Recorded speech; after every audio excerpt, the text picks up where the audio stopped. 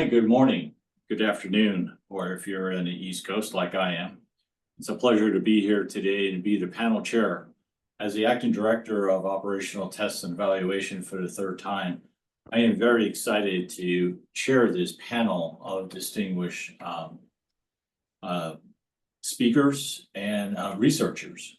They are doing something that we definitely need within the Department of Defense, and that is looking at how we do test and evaluation, not just today, but for the future. So I'm going to briefly introduce the speakers today, read their bios, and then I'm going to turn it over because you really don't want to hear me. You want to hear them and what they have done.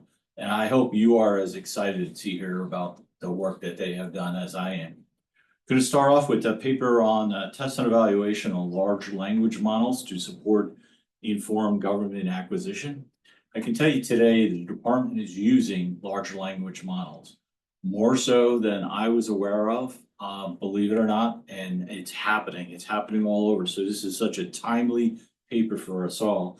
It will be presented by two individuals, both from Virginia Tech, which I have to admit is I'm an alumnus of Virginia Tech, so my heart's a little bit there. Dr. Erin Lanus is a research assistant professor in the Intelligence Systems Division of the Virginia Tech National Security Institute, an affiliate faculty of computer science at Virginia Tech. Her research focus is testing and evaluation of consequential AI. She earned a BA in psychology and a PhD in computer science, both from Arizona State University. Dr. Jaganmohan Chandrasekaran is a research assistant professor at the Sanghani Center for AI and Data Analytics at Virginia Tech. His research is at the intersection of software engineering and artificial intelligence and focuses on developing frameworks, methods, and tools to address the multifaceted challenges in the test and evaluation of AI-enabled software systems across its lifecycle.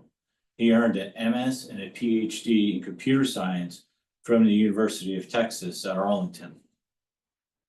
Our next paper will be on knowledge-based metrics for test design.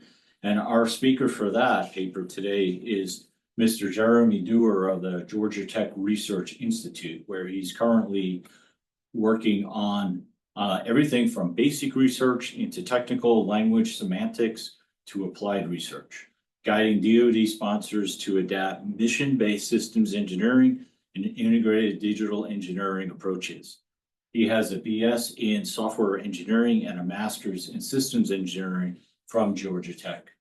And our last speaker and paper will be on the impact of the joint interagency field experiment on small business successes. And that will be presented by Mrs.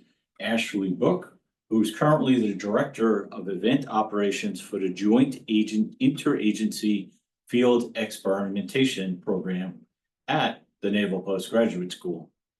She is also a master's student in the Applied Design for Innovation curriculum at NPS, and she is expected to graduate from that program just 1 month from today. Her research focuses on military innovation with a particular interest in how experimentation and field events accelerate the adaptation of emerging technologies. So each one of the papers are going to be presented for approximately 15 minutes apiece. That leaves us adequate time, I hope, for questions. And I hope we get some really great questions. I'll be the moderator for those questions and answers. But at this point, I'd like to turn it over to my fellow Virginia Tech folks, and over to you for your paper. Thank you. Thank you, Dr. O'Toole, for the introduction. Good afternoon to my fellow panel members and everyone else who has joined us via Zoom. I'm Chandrasekaran, and I'm joined by my colleague, Dr. Erin Lanus.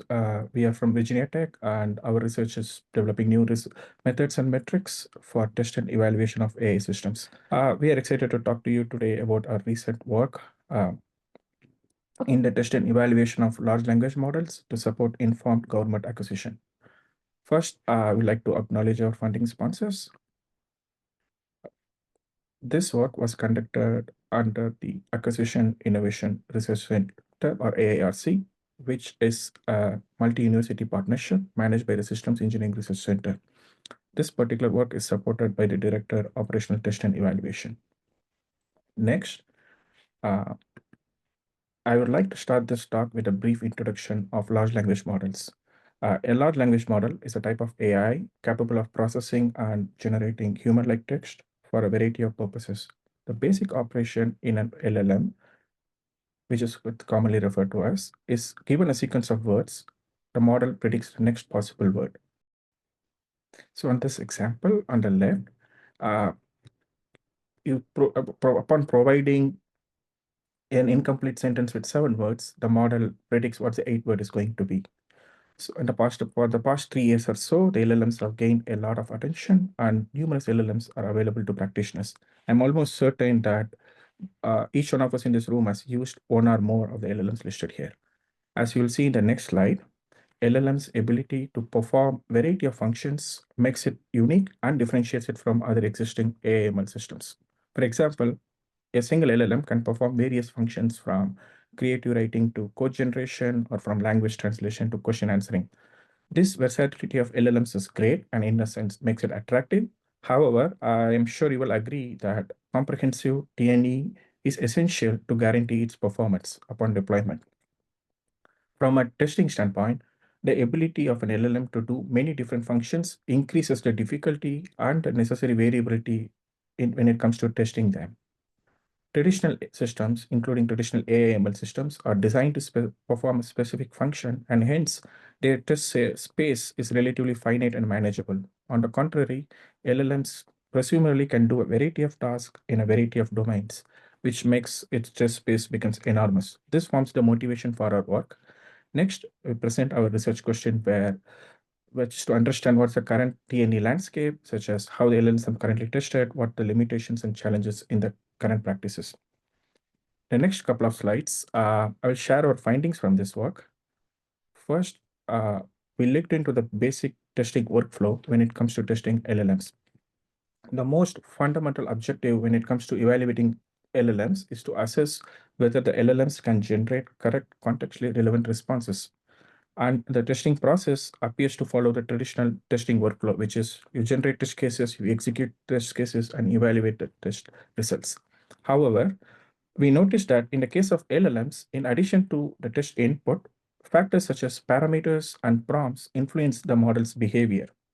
As a result, in addition to test inputs, choice of parameter values and the design of prompt is crucial to be considered part of the test design process when it comes to evaluating LLMs. In other words, for the same test input, the LLM shall produce a different outcome if there is a change in parameter value or the way the prompt is constructed. So in order to have confidence in the system, as a tester should need to consider testing the LLM for different combination of parameters and different prompting style that is representative of the operational environment. Consequently, this will result in an increasing in test space. Now, let us see some common practice, how currently LLMs are evaluated. The current practice tends to follow the capabilities task benchmark framework. What I mean by that is capabilities are the abstract functional abilities that we would ideally like to evaluate the LLM for. For example, does the model is able to understand? Can it reason? Does the model have the expected generation capabilities? To perform this assessment, common practice, testers rely on tasks which are concrete implementation that can be used to assess specific capabilities. For example, if you want, let's say you want to evaluate a model's understanding capability of a particular subject, then you can use it to you can evaluate that using in the form of question answering. But however, testing LLM on a single test set may not be sufficient because of its versatile capabilities. So the current practice is to use benchmarks, which are nothing but curated datasets with evaluation protocols that are designed to systematically evaluate performance and specific functionalities. We also observed that there is too many benchmarks exist out there, and a tester might have a limited time and budget. So the natural question is, how should we approach testing LLMs? And how can we design a test plan such that we are able to evaluate the LLMs comprehensively? So to do that, we are presenting an LLM evaluation framework. We believe a comprehensive evaluation of LLMs must include two primary dimensions. First, it should evaluate the fundamental capabilities of LLM, such as the understanding, reasoning, and generation. In addition to that, LLMs essentially operates as a software component. So the LLMs must be evaluated to ensure that they meet the expected software quality standard.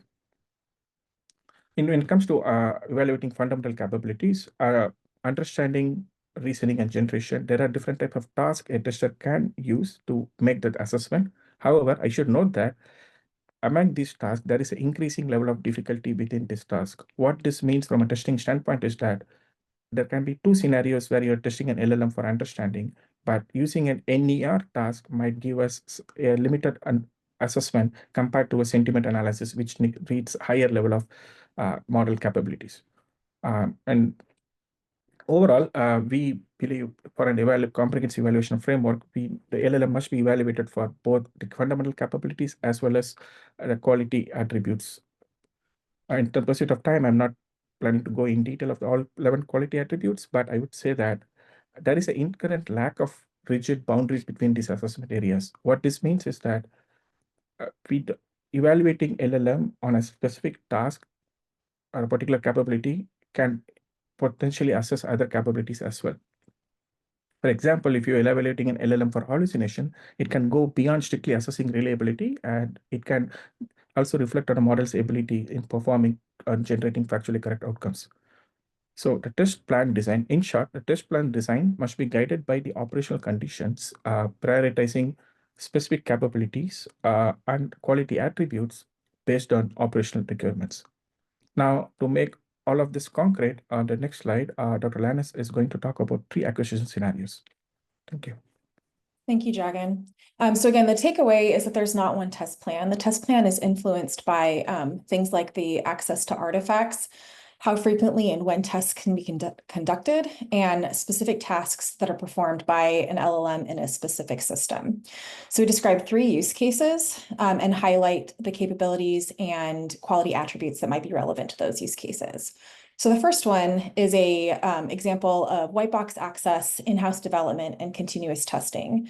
In this example, there's an in-house effort to develop a software application for processing free text records about financial transactions. The task is to identify named entities in a user-provided collection of records, extract relationships between entities, do entity resolution, and provide network graphs of the relationships. The contract for the application includes creating a new LLM and will provide the department with training data and model weights. So the capabilities involved here are understanding, identifying and accurately classifying entities like person names and transactions within the records, as well as reasoning, logical reasoning to identify both direct and indirect relationships among entities among different records. And the quality attributes that we'd like to highlight are security.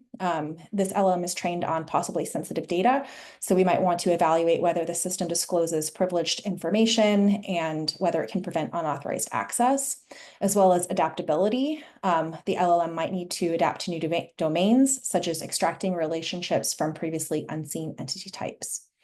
In the second example, it has gray box access of an off-the-shelf LLM that is fine-tuned in-house with periodic testing. This is an example of an application to help staff complete internal documents that traditionally require a lot of manual labor. The documents contain fixed fields, short free text, and long blocks of free text. The fields will be completed by extracting information from user-provided records and question responses. To build the application, the department found a quality LLM developed by another organization. The department does not have access to weights or training data of the LLM, but they will fine-tune the LLM using their own data and development team, and they funded retraining of the LLM every 6 months. So the capabilities here, understanding the need to understand records and identify entities that need to be mapped to specific fields in the documents. Reasoning, synthesize user responses across multiple questions and extract relevant information to update a specific field via multi-hop reasoning. And generation of coherent, accurate, concise text for updating the fields of both short free text and long blocks of free text as the key evaluation priority. Some quality attributes: reliability, that it consistently extracts the same information from user records by providing the same input multiple times. Maintainability, the ability to incorporate updates from semi-annual retraining cycle without impacting performance. And then in our third example, we have a black box off-the-shelf LLM where we're conducting one-time acceptance testing. So here, an agency is purchasing small drones for searching natural disaster sites. Drones can be commanded by text messages from operators. They have an LLM that converts these messages into commands. The agency has no information about the LLM model or the data to develop it. And they cannot alter the system or its internal LLM, but will test the drones before committing to a purchase. The understanding capability to assess if the LLM understands the operator text messages by correctly identifying the intended drone commands like make a left turn. Reasoning, whether they apply common reasoning while converting text messages to commands. For example, if the LLM can avoid generating physically infeasible commands like fly through the debris. And some quality attributes. For performance, the latency level must be sufficient to support operational needs in real time. For robustness, it needs to be able to handle informal or abbreviated language and common jargon. And fairness, it shouldn't show differential performance across different linguistic styles or dialects. And finally, on the next slide, we close with limitations and recommendations. So some limitations with the benchmark approach, there's a disconnect between benchmark performance and real-world utility. These open source benchmarks likely do not contain operationally relevant data and can't be used to assess the full spectrum of operational scenarios. Benchmarks remain static and lack domain specificity, and their performance may not translate to success in operation. Also, the use of aggregate metrics give a broad overview of performance, but doesn't tell us where specifically the LLM has good or bad performance. This hinders our understanding of capabilities, limitations, and potential failure points in LLMs. These both lead to immature T&E practices. There's a lack of systematic practices. We are often unable to measure test adequacy and unable to detect and address failure modes. And the opaque nature of LLMs acts as a limitation in debugging activities. The recommendations, we should develop capabilities to construct domain-specific benchmarks to evaluate LLMs for specific operational contexts. We should create new metrics that aid in better understanding of LLM's capabilities and limitations. We should develop systematic T&E processes for LLM evaluation. And finally, there's a substantial amount of work reported for model T&E, but more is needed that focuses on system level or post-deployment T&E challenges in LLMs. And that concludes our paper. Thank you.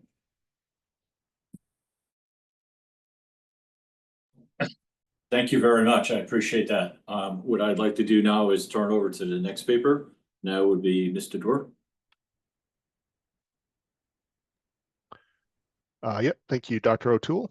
My name is Jeremy Doerr, presenting for Dr. Craig Arndt today. Thanks very much for the opportunity to present. So let's go ahead and take a look at the agenda on the next slide here. So I'll give a quick overview of what we're going to talk about today. First will be a little bit on the background and requirements related to knowledge-based metrics for testing. We'll talk about some challenges associated with our key enablers. Then we'll go through the approach that we're actually proposing and talk about the value proposition associated with that approach. And then we'll do a little wrap up. So with that, we'll move to the next slide and look at our background and requirements. So at critical decision points in the acquisition lifecycle, regardless of what acquisition pathway you're using with the modern AAF, you need to understand what we know about the system at any given point, right? We have milestones and various decision points as we go along. So we need to know what we know about the system, and is what we know enough, right? Is it of sufficient quantity and quality to make a good decision? So our goal is to maximize knowledge, at least up to the required amount. And the delta you see in the box there in the equation is really the difference between the knowledge that we have or that we predict we'll have at some point in time to the knowledge that we should have, or the required knowledge. So what we want to do with that delta is essentially correlate that to risk, where I could have a knowledge surplus, right? Where now I'm low risk, or maybe I'm in opportunity territory, or I can have a knowledge deficit, which means I have risk, right, that I need to mitigate. So a key question that we have is, can we create earlier decision points by meeting knowledge thresholds earlier? So this is really about changing the perspective of testing from, an after the fact validation and verification check, really to being a source of knowledge among several sources of knowledge in a way to manage risks and opportunities. So on the next slide, we'll talk about the first of two enablers towards that end. And the first is model-based systems engineering. Now, I like to say that MBSE is to other modeling and sim and data sources what systems engineering is to other stakeholders in engineering domains. We're kind of the facilitators. We aggregate information about the system up to a top level so that decisions can be made at that top level. Now, to enable this, we really have to move away from just model-based systems engineering and towards that digital engineering transformation, right? So we need to stop talking about a single source of truth and change that to synchronized source of truth. So it's that digital engineering facilitated workflow, right, where we have digital threads that go end to end. You have integrated tool sets where the data can actually follow the process or the workflow as it flows through. So this does require integration and real digital engineering to support. So that is one of the challenges, and that's not something we're trying to solve. But in this effort, we're not trying to solve it, but that is something we're involved with solving. And the next slide will show our other key enabler, which is metrics. So we need a set of metrics to support this change in perspective, right, from sort of reactive to proactive. And the challenge is that those metrics don't exist right now. So that's one of the key pieces of our effort, is defining those metrics, because the current metrics are based on that after the fact checking of systems against requirements and needs. So in the upcoming slide, we'll briefly talk about the sources of our requirements for this effort. And I don't expect you to read the table here. This is just a snippet from our requirement set. But what you should know is that this is an excerpt from a very detailed analysis that we did based on numerous GAO reports to find out what's lacking. And what I mean by that is what knowledge is needed to understand a system and make decisions about testing. So the key takeaway here is, we're not just kind of making this up from scratch. Our requirements on this effort and our approach are based on an analysis of authoritative sources. So next we'll talk about that approach. You'll have to advance a couple here. There we go. Okay, so going through our three primary summations here, the first is really the same expression that you saw earlier in the presentation, just with a little more detail. So the key idea is at any decision milestone point, D, and for any performance parameter represented by K, can I compare how much I have right now to how much I need? So that is the delta, right? And that is per performance parameter. So whatever KPPs or whatever performance parameter you want to track on a program, usually be KPPs. For each one, I can sum this up and see where am I versus where I need to be. The second of our equations is really about the predicted knowledge of the system per the requirements and per the performance factors. So, if I have a test or a set of tests, how close does that test or set get me to my required knowledge? So this is, again, at a specific point in time, so a decision milestone, and it's per KPP and knowledge source. So the idea is this will be weighted by knowledge source. Not every knowledge source is of the same quality. So we can apply a weighting there, and it is per knowledge event. The third item here, that is the total knowledge of the system. So this is where we aggregate everything up. And the idea here is to maximize our knowledge to minimize risk, right? Because we're using knowledge as a surrogate, or lack of knowledge as a surrogate for risk here. So this is also per knowledge event. That equation can be used for your actual or your predicted calculations. And on the next slide, we'll look at a couple of visuals to kind of explain some of the concepts here. So on the left side here, what we're looking at is knowledge accumulation over time. So we could take a few views of this. We could compare required to predicted to actual and how those change over time, or we could just compare the different KPPs to each other within any one of those categories, right? Required, predicted, or actual, and see how those evolve over time. And on the right side, this is where we're representing our trade study concept between test programs. So the idea of the table is each row represents a different potential test program that I could run. And the columns with the Ks, those are the knowledge sources that I can pull from for that test program. And so different knowledge sources give me a different summation of knowledge on the right, which is our surrogate for risk. And that allows me to identify which test programs are going to be a no-go, right, for getting me to where I need to be at that point in time. So the next slide, we'll talk about the categories of knowledge sources that we can potentially pull from. Next slide, please. Okay, there's 5 key types. So we're looking right now at legacy system data. So think, similarity analysis, that kind of thing. Design data directly from manufacturers. We can also have modeling and simulation, DT&E, and OT&E. So those are our 5 main types, and each can be associated with a certain weight, like I mentioned before, indicating how much we value the knowledge or how much quality we assign to the knowledge from that type of source. So if I'm a program manager or a test program manager specifically, maybe I value operational test and evaluation more than developmental test and operation, and I probably value both of those things more than modeling and simulation. So we can actually assign a weight to that based on how much we value it. Next, let's take a look at the knowledge stack on the next slide that we're proposing for our approach. So there's 3 main layers here. The dashboard layer is really the top layer, so where you see the risk-based decisions. And that is meant to inform the PM and the test PM. So that's going to have your visuals with all the decision support metrics happening in the top layer. The next 2 layers of the stack are what I would call the transformation layer. So this is the main application backend. So this is where the magic is kind of happening. And all the layers below that, I would lump into what I'd call the data layer. Now there could be some calculating happening in the data layer because your sources can include modeling and sim, right? Where obviously you're performing calculations, when you're running simulations. But essentially everything's getting aggregated through 2 primary things in the data layer. One is going to be the system architecture model, and the other is going to be the model-based test and evaluation master plan, or MBTemp. And that is a product we've been working on with DOT&E for quite a while now. The MBTemp pulls information from the system architecture model, but it adds on essentially the entire test enterprise where you can model it now. And that is where I would represent my various test programs, the alternatives for those in the MBTemp. So that becomes the source of data for my predicted data. Where am I going to be based on which test program I'm running?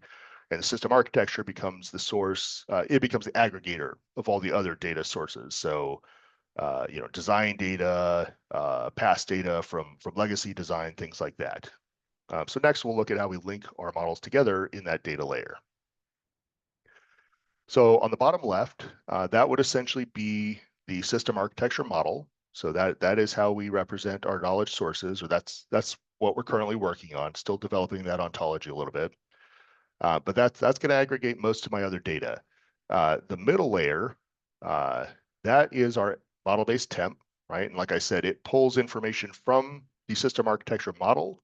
It extends it, where now you can sort of build on top of that your test enterprise, your various test plans that you could potentially run.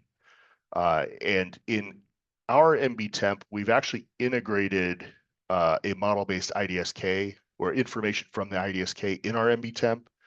We do have an ability to run a separate IDSK, and for those who aren't familiar, that's the Integrated Decision Support Key, which is mandated by Congress now for all programs. And that is essentially the backbone of that top level decision making that we're going to be performing, where you can make good decisions, basically. So now let's take a look at the next slide, what our dashboards are going to look like. So this is our top level that's meant to be meaningful to program managers. The bar chart basically tells me for each milestone and then each KPP within a milestone, am I in knowledge surplus or knowledge deficit? The pie chart gives me the breakdown for each KPP. What is the knowledge source breakdown? So, I might trust it more, like I said, if the majority is coming from, T&E versus modeling and sim. And that's what's going to tell me that. Now that element, the weighting, is calculated in the bar charts, so it's sort of included, but this gives you a more explicit than implicit view of it in the pie chart.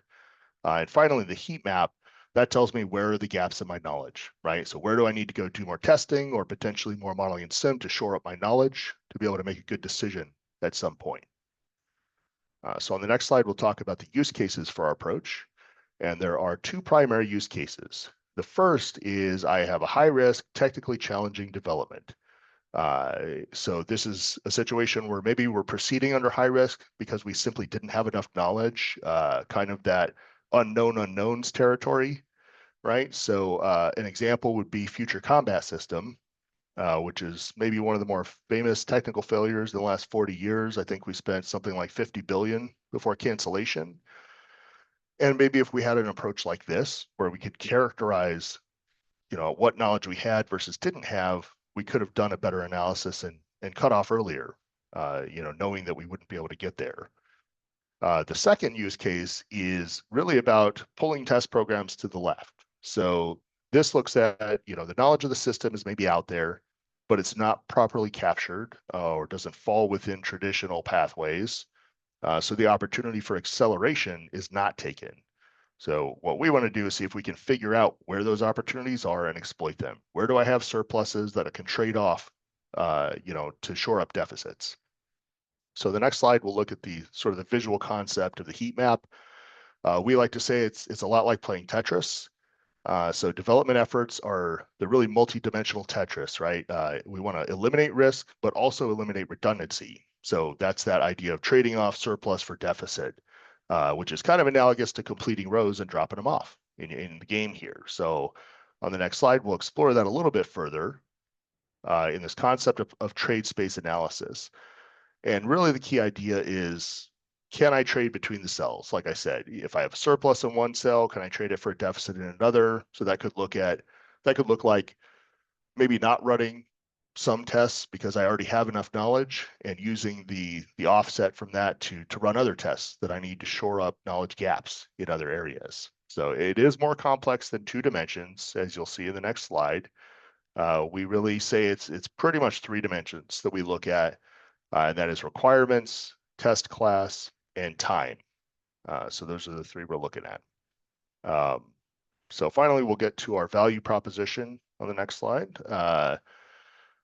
So there's 3 main aspects here. The first part of our value proposition is the ability to look at and accelerate test programs to achieve a specified level of risk.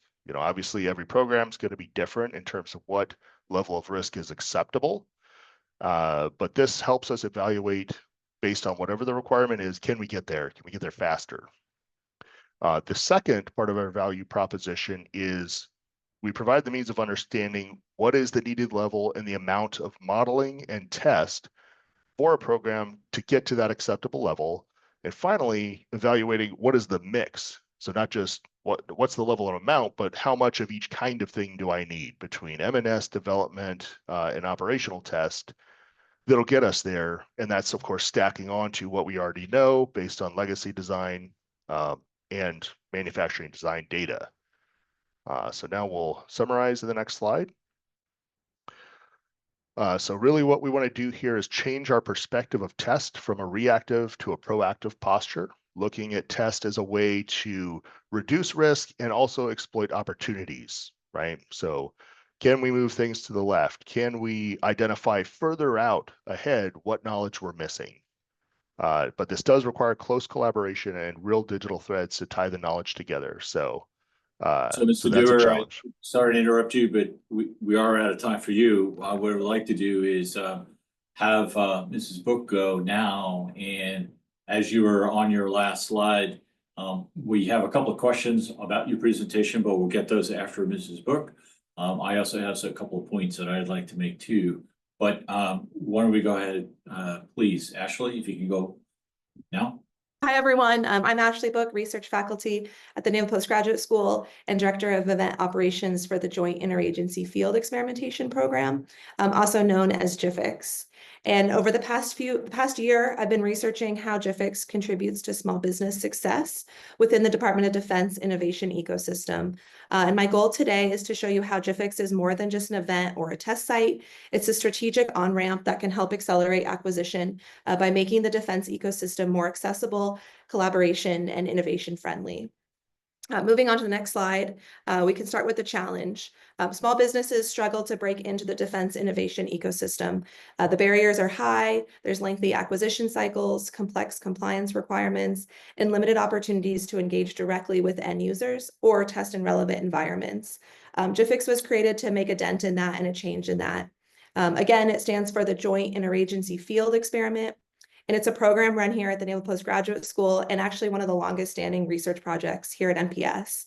GIFIX facilitates quarterly field experiments, live, operationally relevant test environment, a place where innovators can experiment with emerging technology alongside military, government, and academic partners. GIFIX is a few things. It's fail-friendly, encourages iteration and learning over perfection. GIFIX also has very low barriers. It's collaborative, fosters relationships across sectors, and it's operationally grounded, takes place in a very realistic field environment. GIFIX is not a place where you'll find pitch decks, down selects, or a lot of red tape. The focus isn't on selling products, it's on experimenting and learning about technology. And that's what makes GIFIX different and why we think GIFIX works. GIFIX creates a space where developers can gain feedback from real users while they are also rapidly iterating on their ideas and building their technology. The culture of experimentation has made it easier for non-traditional performers to be successful at an event like GIFIX and build momentum within their company. Moving on to the next slide, my research process was grounded in a simple research question, which was how does participation in GIFIX influence the success of small businesses within the DoD innovation ecosystem? To answer that question, I first developed a data set of every GIFIX participant since 2013. That led me to find 522 unique organizations, the majority of which were small businesses or startups. And then I also conducted some targeted interviews with both new and repeat participants to explore their motivations and outcomes and lessons learned. I focused on 4 areas while I was doing those interviews. The first was how GIFIX helps companies enter the defense market. The second was how it supports product development and iteration. The third was whether there are measurable business growth outcomes. And number 4, how strategic networking and repeat engagement play a role. So what did I find out? On the next slide, you'll see 522 unique GIFIX participants. 87% of those are private companies. The other percent make up government research labs, mostly government research labs, as well as internal NPS students and researchers who participate in the event as experimenters. Of those 522 private companies, high concentration of small businesses, and also particularly in states like California, Texas, and Virginia. There was no surprise that Californian companies flock to a West Coast event. So, but now we have data to prove that. I also saw major activity in the aerospace, autonomy, cybersecurity, and communication focus areas. Something I didn't mention at the beginning is that GIFIX provides restricted airspace to these technologies, something that they can't find outside of attending a government event. So there's also no surprise there that aerospace is one of the top focus areas. But I did find 2 pretty compelling stats. The first one, which was that 27% of companies repeat coming out to GIFIX events. Some of them come in upwards of 10 times to the GIFIX events. And that tells us that they're finding long-term value in the event, just the fact that they're willing to come out multiple times. I also found that 3.6% of GIFIX participants have been acquired after participating, including some high-profile examples. Arcturus UAV was acquired by AeroVironment. Splunk was recently acquired, as well as Inmarsat, and there's a longer list than just those 3. And I realize correlation doesn't equal causation in this situation. So I'm not saying GIFIX is responsible for these acquisitions by any means, but I do believe that GIFIX participation might have had some impact in this company's growth, showing that GIFIX can align with tech development and key growth events for small businesses. Moving on to the next slide, why do companies return? So I picked one case study here, a small company called Yoda Navigation, which I'm assuming most people haven't heard of, but they are one of the companies that has attended multiple GIFIX events, attended 8 GIFIX events over the past few years. Their team builds machine learning solutions for mobile and wearable devices. And for them, GIFIX offered something that they couldn't get anywhere else. They mentioned that GIFIX offered accessible field testing, an opportunity for high quality data collection, a flexible environment to test early concepts, and a culture that welcomed iteration and even failure. I like their quote in their words that GIFIX felt like a summer camp for innovators. And that's the point of GIFIX. By removing barriers, promoting collaboration, allowing companies to come out and fail. GIFIX creates conditions where even small engineering teams can move fast and build great things that matter. I can't remember if their 8 events were exactly sequential, but we gave them, 8 opportunities for a week-long event if they took advantage of it 4 times a year. Moving on to the last slide. So GIFIX as an on-ramp. So how does this all tie back to accelerating acquisition? GIFIX can serve as a systemic entry point for small companies. It gives early stage companies access to the defense ecosystem, while also helping them shape their products around real needs and giving government users a chance to see emerging capabilities before they're formalized. GIFIX is very important because it reduces risk. The government gets to see and shape prototypes very early on in the stages, and companies also avoid wasting time and money building things that don't meet operational needs. This was echoed many times throughout the interview process, that companies enjoy the chance to get feedback early on in their tech development cycle. By acting as this kind of innovation incubator, GIFIX can help accelerate the acquisition cycle by allowing us to make earlier investments in the right capabilities. Moving on to the last slide. Thank you all for your time today. If you're interested in seeing GIFIX in action, we have 2 upcoming events. The first one is taking place next week, which I know is very soon. And then we also have one in August. We're always looking for new collaborators, both from industry and government. And I'd also like to thank the GIFIX sponsor, Naval, as well as the GIFIX director, Dr. Mike Richardson, and my thesis advisor, Dr. Nicholas Dew in the NPS department for defense management. Please feel free to reach out. I'd love to talk more about how GIFIX can help bridge any gaps you might have. Thank you. Well, thank you very much, all of the authors and all the participants that presented their papers. Outstanding job. I took some notes myself. I'd like to start with the last presentation. I'll work our way back with just a couple of points.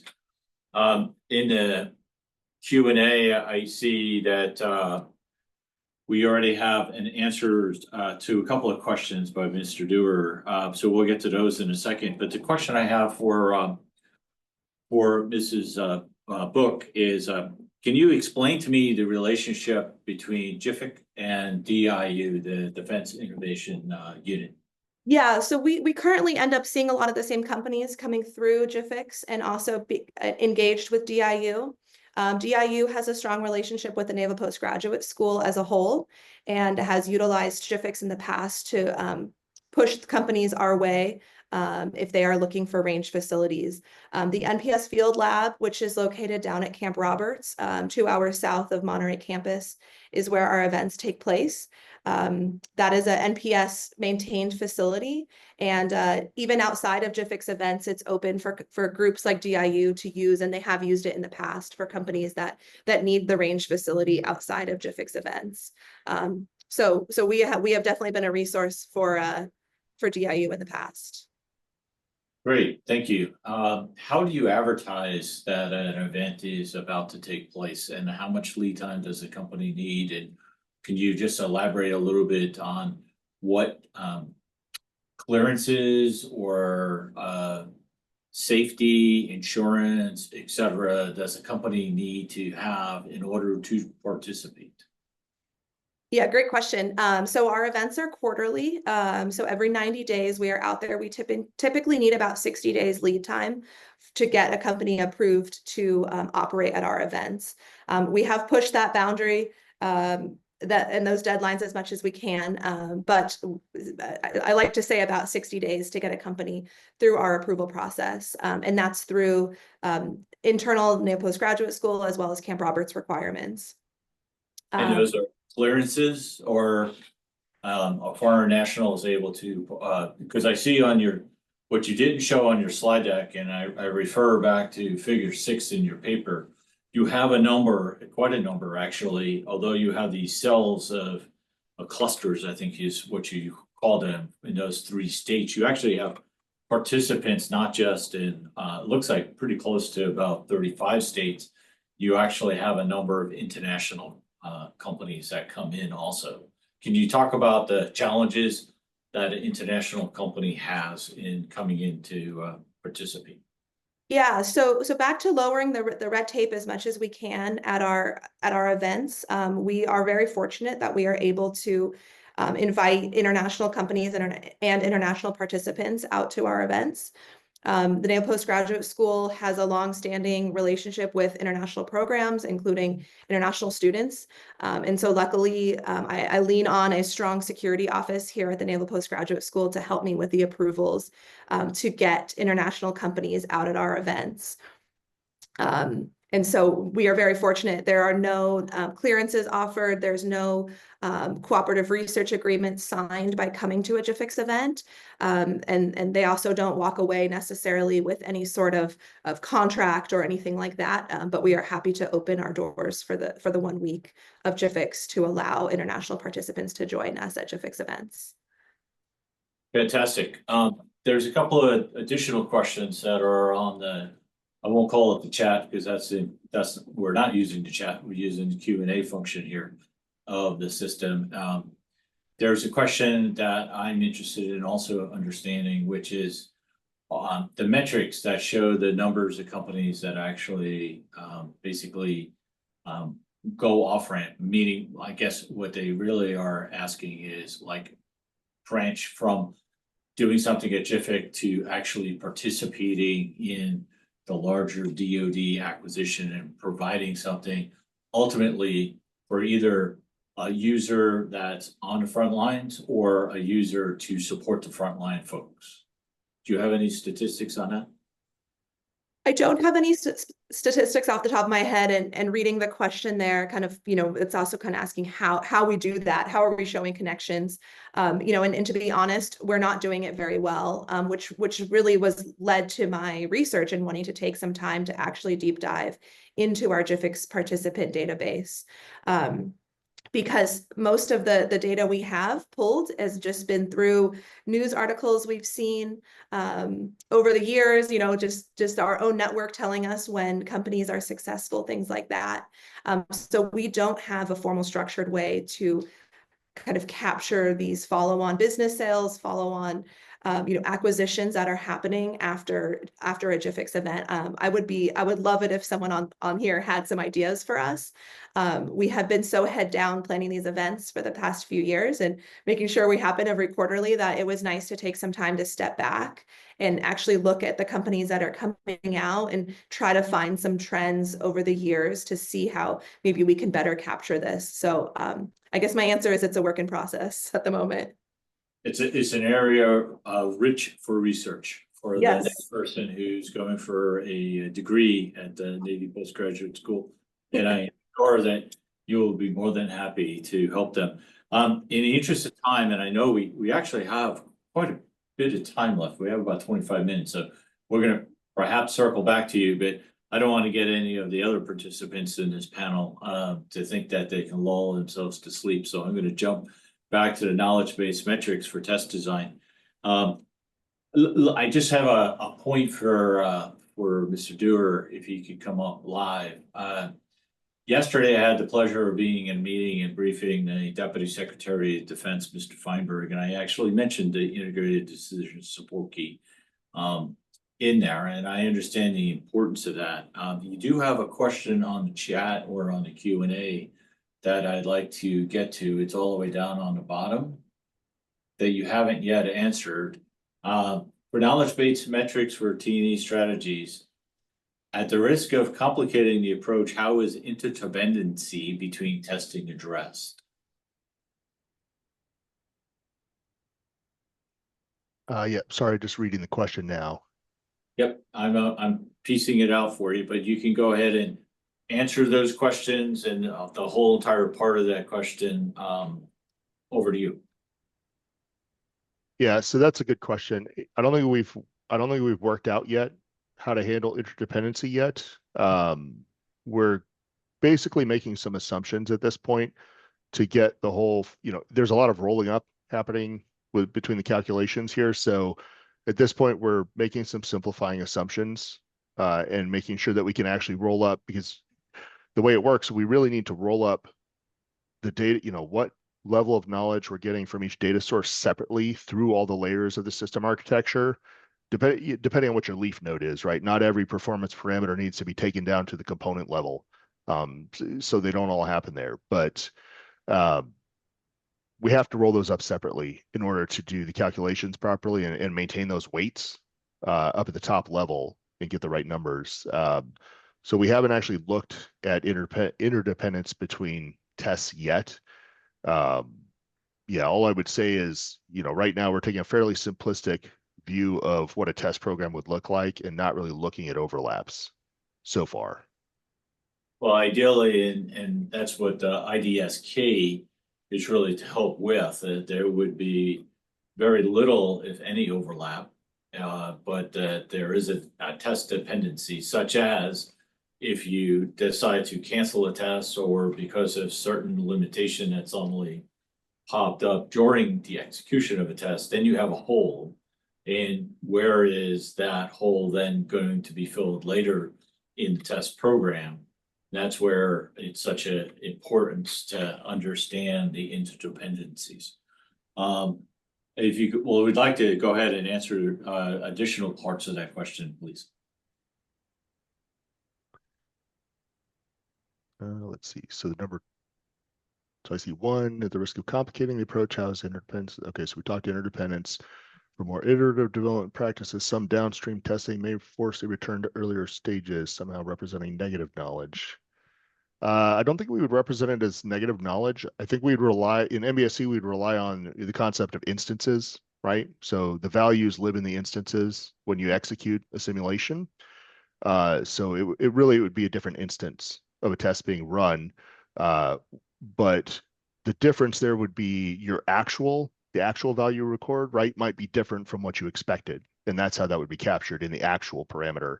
And that would indicate now my future predictions all change, right? Because my current is now lower than I thought. And so now I need to go review my test plan and see my gaps have all changed, right? My heat map has now changed. So I need to go do additional testing or additional M&S or something to fill in those knowledge gaps. So yes, what you're really saying is that it's very dynamic and it needs to be something that is kept up to date throughout the life of the program, to not just, it's a one and done, thank you very much, we have an IDSK and we move forward. And I think that's a key point there. You did have something, I'm not critical of your paper. First off, you have a lot more graphics on your slide deck than you had in your paper. So good on you on continuing the work that you're doing. I look forward to actually seeing perhaps an update to this paper somewhere down the road. But you had and I forget exactly, I think you had 5 things listed, and M&S was the third, and then developmental testing and operational testing. From my experience, M&S is both a separate event, but also supports those other 2 events. Could you elaborate a little bit more on M&S in the context of how you presented it and are thinking? Yeah, so in our context, yes, we would regard M&S as its own, what we would call a knowledge event. So a little broader than a test event. A test event would be a kind of knowledge event. So yeah, we are regarding that separately. I agree. You could certainly have M&S, especially if you're doing things like design of experiments that would support, your testing, what your test plan is going to be as far as efficiency. I'm not sure yet exactly how we're going to represent M&S supporting a test event in this framework. We haven't quite gotten there yet. But I imagine it would still be considered a subpart of the test event. So it would be weighted. Well, I don't know. The M&S is to me, it's mostly what you're using to help determine what you're going to go during testing. I'm not sure if that aligns with your experience. So we use M&S in order to get some results that are operationally valid, right? Because we have a model that's been verified, validated, and accredited for the use based upon operational testing that would assist in the accreditation of the model, to then take the system beyond what we have tested, right? Or against a particular threat, for example, that we can have a model of, but we don't have our adversary is not going to go give us a particular radar system to go test against, right? For example.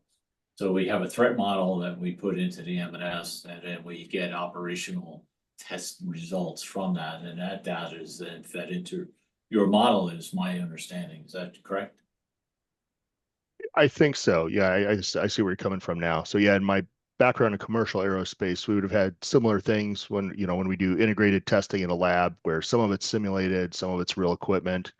Might be an argument for a mixed category where we apply a different weight because it's a little bit of a mix of real stuff and simulation. We haven't actually talked about that internally yet, but that's a good point.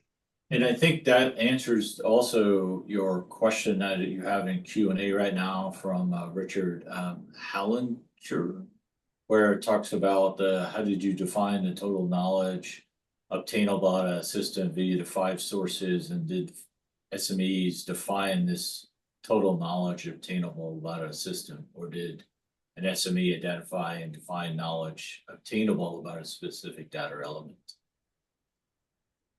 Yeah, that depends, right? Like it's not, the SMEs are going to be involved more with the predictions, not so much the measures of the current. SMEs would also be involved with defining what your required level of knowledge is. So yeah, they're involved with some of this, but not for the actual like measured. We want to actually pull from whatever the event is, whether that's M&S or test and evaluation. Okay. I'd like to move on to the paper on test and evaluation of large language models. I'm not sure if there's any questions per se over there pertaining to that, or is there one right there? Okay, great. We do have someone.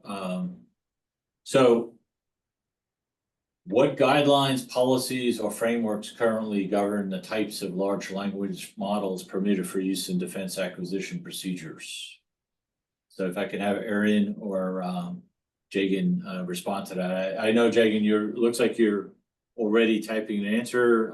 Perhaps you could just tell us what that typed answer is as you type it along. But if you could go ahead, please. Sure. Yeah. So for this work, we look mostly into the academic literature. So we did not cover this aspect, like what specific guidelines from mostly for use in defense acquisition process. That is something part of the future work we'd like to cover. Okay. So in the use case number 3, I have a question for you. That's not on the chat. In use case number 3, you talked about a UAV that's out doing a particular mission. And then a large language model would actually help it change course and where it actually goes. I'm understanding that prompt engineering of how you put information in will result when you use a large language model with a different answer if you prompt it one way or another. Matter of fact, one of your co-authors, Dr. Freeman, did a little research test area for me concerning reports that we issue on an annual basis. And it was drastically different depending upon how you did prompt engineering, how you asked a question into the large language model, right?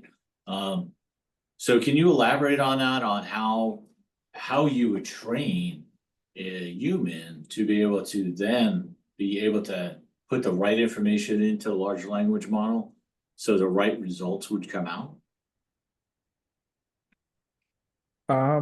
So far, what we have found is, as there is the general approach to prevent any prompt engineering based attacks is to have some set of guardrails to the model, indirectly controlling how it responds to any nefarious prompts. That's one of the guardrails that the current industry is trying to develop. But we did notice that that's not sufficient. in the sense that there are several attacks commonly referred as, I think, prompt injection attacks, where they're able to bypass those guardrails and cause, make the model to behave in a manner that would ideally not expect it to behave. So going back to this use case 3, the only suggestion I would recommend is to test all possible scenarios in this case.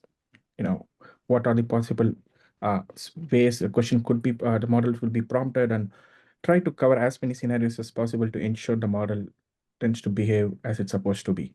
But there is a limitation in the sense that no matter how much we cover, there's always going to be a scenario where the model could be tricked to do something that is not supposed to do. And is there any safety associated with an understanding that the model was tricked in providing an answer such that, or is it completely up to the human to look at the answer? But in use case 3, the human's no longer in the loop, right? So in use case 3, where would those guardrails that you discussed actually be, if you could elaborate on that? So 2 ways. When you develop the model before it's deployed, you can add certain sort of guardrails to the model itself to indicate what responses it can, what questions it can provide response, and what words it should not consider providing responses. That's something currently used even in commercial LLMs. However, the number of words, let's say we identify a set of words that we believe could be used to trick the model doing something that it's not supposed to do, and we have a set of words encoded into the model and instruct the model not to respond if you come across any prompts that contains this set of words. So this is one fundamental way to introduce some sort of guardrails, and this is being currently used in commercial LLMs as well. However, So I'm going to interrupt you just for a quick sec, because as I'm about to get on a commercial LLM here soon, I'm not aware of any large language model being used by a commercial airline. Are you saying that they are using those in the flight control systems? No, I'm sorry. I meant to say commercial LLM, not airline. Oh, okay. Gotcha. Sorry. So the commercial LLMs, so they do have guardrails where they identify a set of words that could be used for tricking the model to produce nefarious or malicious outcomes. But the challenge is more like I would say, cat and mouse game, in the sense that you may identify, let's say, 50 words that is identified as potential problematic words, and you can instruct the model explicitly to ignore any prompts if those prompts contains any of these 50 words. However, it's a constant monitoring process. So there is always a risk involved with this LLM where it could be tricked by a 51st word. So this is something like, how do we prevent attacks, cybersecurity attacks? Something similar analogy I could use here, that we have to keep constantly updating the list of words that we should be constantly monitoring to prevent the LLM from behaving in a weird manner. Okay, thank you. Colonel, in fairness for everybody, I just want to make sure that all the questions on the right-hand side for the Q&A, are they all, I see Mrs. Brooke is typing an answer for one. I'm not sure. We covered that one already. I'm not sure the second one there from Melissa Joliffe. I'm not sure what paper that is directed to. How would you direct your presentation points toward entrance and exit criteria for review? I think that might be for the knowledge-based metrics, since they show the acquisition strategy. So Mr. Doerr, over to you for that one, please. Yeah, that's a good question. I think through the way that the knowledge would be mapped in the model, because we'd already have traceability between requirements and system architecture, I think that would naturally lend itself towards linking to procedurals and things like that.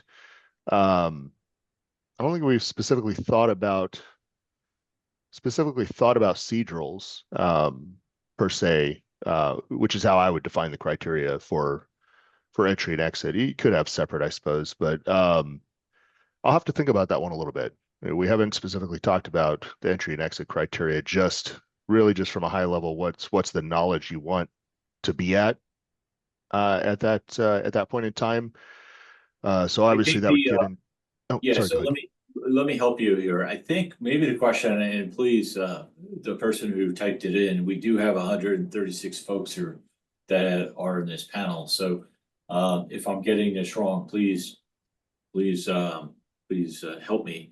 But I think it has to do with the exit criteria, the entrance and exit criteria for the different milestones, since this is an acquisition research program, right? So the different milestones in acquisition. So like, how do you know you're going to exit and milestone B and entrance into milestone C, utilizing what criteria could your system work? I gotcha. Okay, yep, that makes sense. So like I said, from a high level, obviously we're looking at, do we have enough knowledge at that point in terms of defining entry and exit criteria? I don't know. I'm gonna have to look at our model, the ontology, the meta model that we've been setting up, and think about that a little bit, because it's sort of a parallel. System architecture is a little bit parallel. If you're developing UAF, you might have a project plan like an IMS actually developed in the project viewpoints. So I could see a relation there. They would be tied together through the capabilities at the strategic layer. But I need to think about that one a little bit. Okay. Well, great. I don't see any other questions right now. I think Melissa had another question and are looking toward including model criteria in the specification. So have you thought that through yet? And you know, one of the things I was wondering if you had any examples of your predictive metrics where you use predictive metrics in your paper, where you talked about you know, developing a model, but having, and so two questions, I guess. You have a model, and how would you go and put that into performance spec if you could? And then the second is how, and do you have any experience, even on the commercial side, utilizing this in a predictive performance metrics? So I have not used it. I haven't used it predictively on the commercial side. So the answer to that is just no. In terms of how would you use it to write a performance spec, that I do have a lot of thoughts about. I'm currently helping write a modeling guide for the ground vehicle center of the Army, GVSC. Yep. And that's one of the things we're looking at is, you know, they're obviously the requirements engineers there, they're used to operating in the silo, and requirements and architecture should really be happening in parallel, and they should be very iterative and feeding each other. And MBSE enables that. And so there are certain modeling patterns that you can follow that lead towards writing good requirements in your performance spec. You know, examples would include, you know, using state machines to describe what conditions under which you perform certain functions, right? Where you're allowed, what system states you can be in or modes you can be in to perform functions. You can use constraints to rigorously identify performance constraints on your system, things like that. So there are patterns you can follow that naturally lead towards writing good requirements. And then those requirements are already being elaborated in the architecture. So now you have an executable thing that you can hand off to a vendor that makes it much clearer what you mean by the text, but it also makes your text better, I think. Okay, great. Well, I want to give you a 1 minute wrap up if you can, and then I'm going to go back to the other presenters also and ask them for a 1 minute wrap up. What's the one takeaway, elevator speech less than even that you want the people that are listening to you walk away with? I think the main thing is just, it's less than a minute, but It's just that perspective change of, not looking at it as a test as a thing we just have to do, or a box that we're checking after the fact, but really start looking at it as this is a way that we manage risks and opportunities on programs to make sure that at the end of the day, whatever we put in the hands of the warfighter is actually going to work, regardless of where that knowledge is coming from. Fantastic answer. Thank you. That's what I try to tell people all the time. I want to switch to Mrs. Brooke. Mrs. Brooke. I'm still thinking about mine here, but I'll just start talking and we'll see where it goes. I think my big takeaway through this whole process is learning that there's so many resources across the board within the innovation ecosystem for small companies. And GIFIX is striving to try to be a valuable one. We have lots of needs on the T&E side, if I may ask, as you're out there working with these companies, right? It's not just the innovation, but how do we go test this, as you heard, right? Testing of the systems is challenging at times, right? And getting that equipment. So it's, a lot of people don't think testing is, the fun thing to do, but it is really important for the reasons Jeremy just explained. So back to you. Absolutely. And experimentation is really important. That's something that we really harp on with all of our participants, that there's a difference between experimentation and testing and demonstration. And so we really push our experimenters to realize what they're getting into at a GIFIX event, that they are not coming out to demonstrate their technologies. They're coming out to experiment and test and learn about their technologies. That's great. That's a great wrap up. Thank you. And that's off the top of your head. Over to Erin and Jagan, if whichever one would like to go ahead and summarize, please.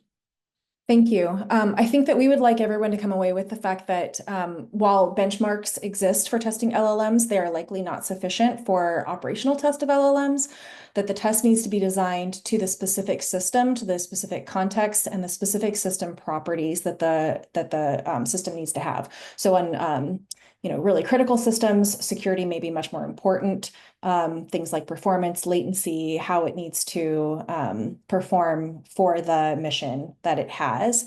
And additionally, that we need ways to think about finding the specific failure modes of these systems and not just aggregating the performance and saying they have 97% accuracy, and also starting to come up with test adequacy measures, understanding under what conditions was the LLM tested, and therefore where can we trust that it's going to perform. Very well said. And it's one of the challenges that we have with large language models, because people want to just go buy it and use it in multiple places.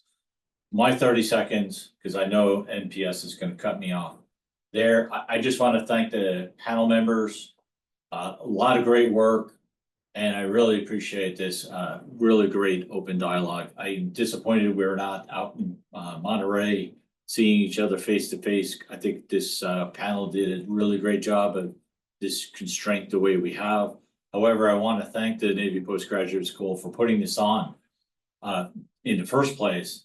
And the second is that not canceling it, figuring out a different way that we could get this knowledge out to. At one point, we had 136 people on this attending this panel. So thank you to the Navy Postgraduate School. Please continue to do this. To the Department of Defense and the Office of the Secretary of Defense needs this in the future too. And I thank you. Everybody, please stay safe. And I think I have about 30 seconds before we're all done. Out here.